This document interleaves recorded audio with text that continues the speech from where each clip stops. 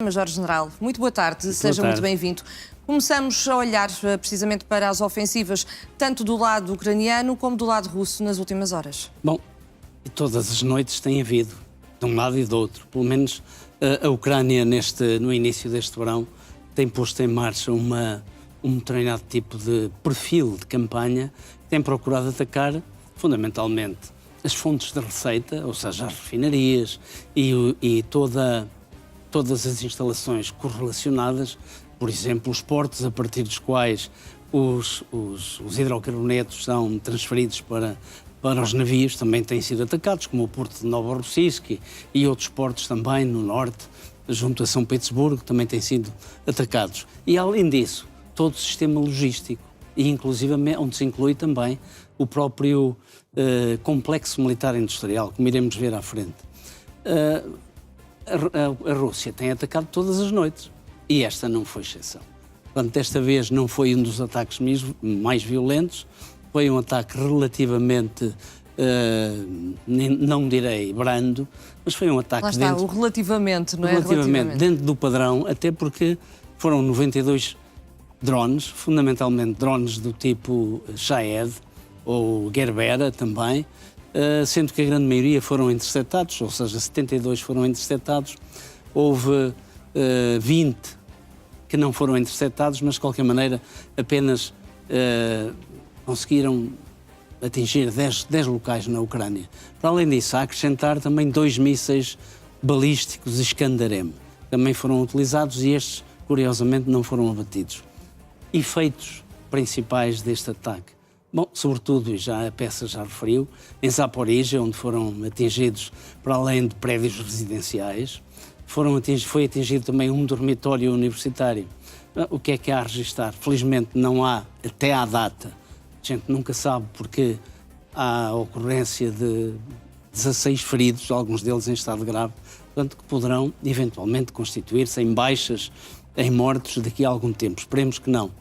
Outra área que também foi atacada foi a área de Kharkiv, aliás, é habitual este tipo de ataques, e também a área de Dnipro também foi atacada. Portanto, são áreas que habitualmente são atacadas, estas áreas fundamentalmente concentradas na parte mais a leste. Por exemplo, no dia de ontem tivemos ataques dirigidos sobretudo a Kiev e a Odessa, mas a diferença, e que vale a pena aqui sublinhá-la e registá-la, é que enquanto a Ucrânia procura estritamente atingir objetivos que são legitimamente considerados militares, muito embora alguns deles ao cidadão comum possam não parecer, mas são-no, uma vez que, por exemplo, instalações fabris em que são produzidas partes de equipamentos que depois são necessários para construir mísseis ou aviões, são objetivos militares legítimos. No fundo é fragilizar essa capacidade por parte da Rússia. E fragilizar a capacidade da Rússia também realizar capital através da venda dos seus hidrocarbonetos. No caso da Ucrânia... Não é o que acontece. Não é bem assim. A Ucrânia muitas vezes vê as suas instalações civis, onde não há qualquer tipo de atividade militar, vê-as atingidas praticamente todas as noites. Dizer que a Rússia ataca apenas objetivos civis também não corresponde completamente à verdade, porque alguns objetivos militares na Ucrânia também têm sido atingidos. Nós sabemos que a Rússia desenvolve uma intensa atividade de informações no sentido de localizar os locais, localizar as pequenas fábricas, porque o complexo militar industrial ucraniano, comparado com o complexo militar industrial russo, está a ser desenvolvido está organizado de forma distribuída, em pequenas fábricas, em pequenos ateliês, muitas vezes enterrado debaixo da terra, exatamente para se furtar a este tipo de ataques. Portanto, é isso que tem acontecido. Isto é um prédio residencial. Aqui temos mais um crime de guerra. Aqui não há qualquer tipo de atividade militar, é mais um prédio, muito possivelmente esta imagem... Isto é na zona de Kiev. É na região de Kiev, mas há imagens em tudo semelhantes a estas. O prédio não é exatamente igual a este, mas é muito parecido na região de Zaporizhia, como acabei de referir. E isto são crimes de guerra. Isto faz parte de uma estratégia russa, uma estratégia indireta, por forma a desmoralizar as populações e convencer as populações de que continuar a resistir à Federação Russa não vale a pena.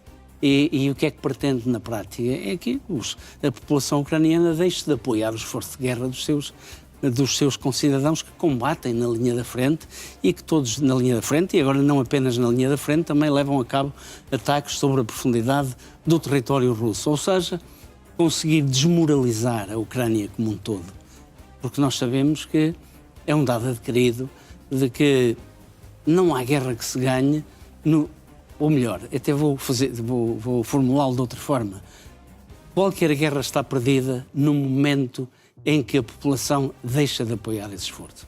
Portanto, isto é um dado que é da história militar, é da história dos conflitos. Portanto, e a Rússia sabe muito bem disso e é isso que está a tentar fazer. E também houve ataques em infraestruturas de gás, certo? Ao completo do direito internacional humanitário e das convenções de Genebra, de que é subscritora. Esta aqui é a verdadeira realidade. E deixe-me só dizer-lhe isto, vamos fazer ponte para os 28 pontos. Um dos 28 pontos, que terá sido neste momento retirado, preconizava pura e simplesmente amnistia para todo tipo de crimes, para estes horrendos crimes. Quer dizer, não pode haver. Quando vemos alvos civis, porque tudo muda de figura, não é? É abrir exceções, claro. É, digamos, legalizar a violência para o futuro. E se aqui passássemos uma esponja branca sobre todos estes crimes de guerra, bom, todos os outros conflitos que se podem seguir poderiam seguir o mesmo padrão e ninguém era sequer acusado de cometer seja que crime for. Portanto, estas coisas não podem ficar incólumes. Não é, Major-General? Outro ataque russo, neste caso, a uma infraestrutura de gás. Vale a pena olhar para isto, porque estas imagens traduzem muito bem o grau de destruição. Isto tem a ver com uma das maiores empresas de hidrocarbonetos da Ucrânia, é o principal distribuidor de gás natural para a Ucrânia. A empresa designa-se por Naftogás e as principais instalações da Naftogás foram destruídas.